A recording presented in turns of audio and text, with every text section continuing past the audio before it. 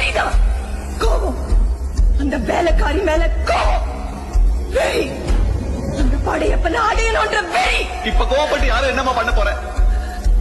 என்கிட்ட வேலை செஞ்சுட்டு இருந்த அந்த வேலைக்காரன் நாய், நான் படையப்பன விரும்புறேன் தெரிஞ்சு கூட ஒன்னும் தெரியாத பூனை மாதிரி இருந்துகிட்டு அந்த புளிய வளைச்சு போட்டால, அவளை விட மாட்டேன்.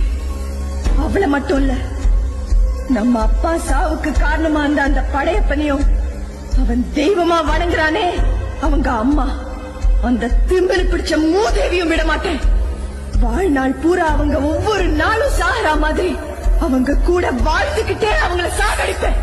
அவன் தான் ஊர் முன்னால அந்த பொண்ணை கூட்டிட்டு போயிட்டானே, இனிமே நீ எப்படி அந்த வீட்டை போய் வாழ முடியும்? முடியும், என்னால முடியும். இந்த நீலாம்பரி நினைச்சா நிச்சயமா முடியும். தெரியுமா? இப்ப என்ன பண்ண சொல்ற சொல்லு. ஆளுங்களை விட்டு அந்த படைப்பை அள்ளிட்டு வர சொல்லட்டுமா? படைப்ப என்ன மண்ணு நினைச்சு அள்ளிட்டு வர? அவன் மலை, உன்னால அவனை ஒன்னும் பண்ண முடியாது. என்கிட்ட விட்டு நான் பாத்துக்கிறேன். அவங்க கல்யாணம் நடக்காது, நடக்கவும் விட மாட்டேன்.